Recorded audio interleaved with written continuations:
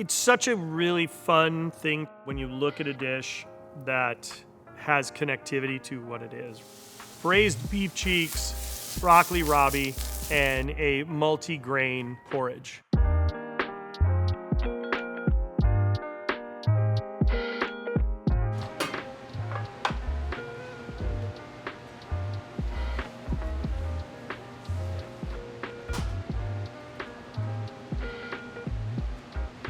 Every skeletal cut of meat has a particular function. Beef cheek, cows masticate, they just constantly are chewing. It creates a higher concentration of myoglobin in that muscle. So you have these two really dense flavor cheeks.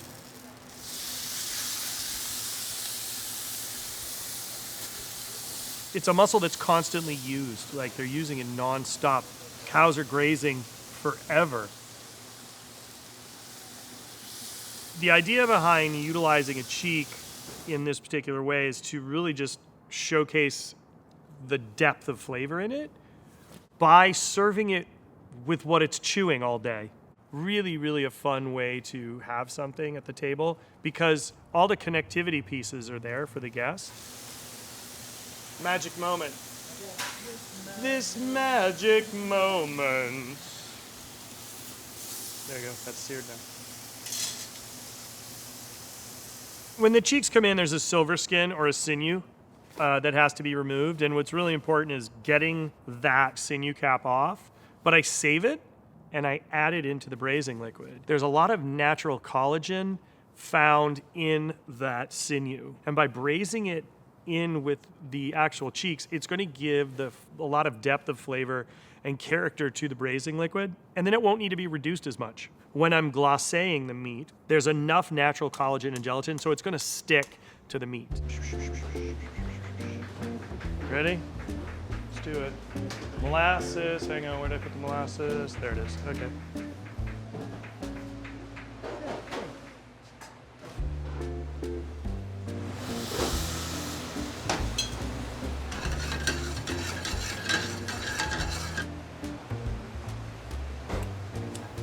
You know, we have a tendency to put rich with rich, right?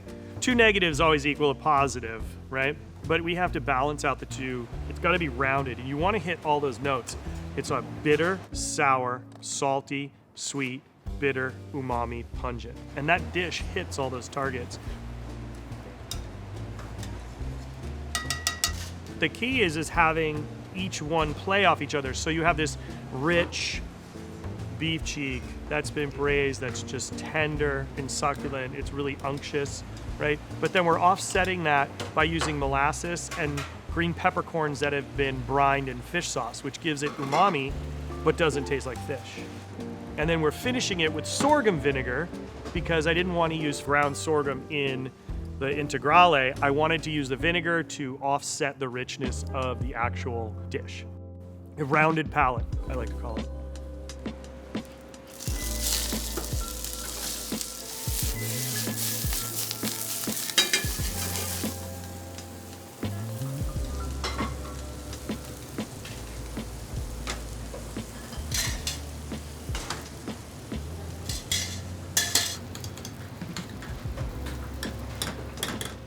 There's a component of what we are as a chef that is educational. There is a component of what we do that is to be inspirational, but there's a part of us that is to create taste memories for making people happy. We are there to put our egos aside after a certain point of education and understand how to work with the best product, don't screw it up, and give the guest the best experience possible.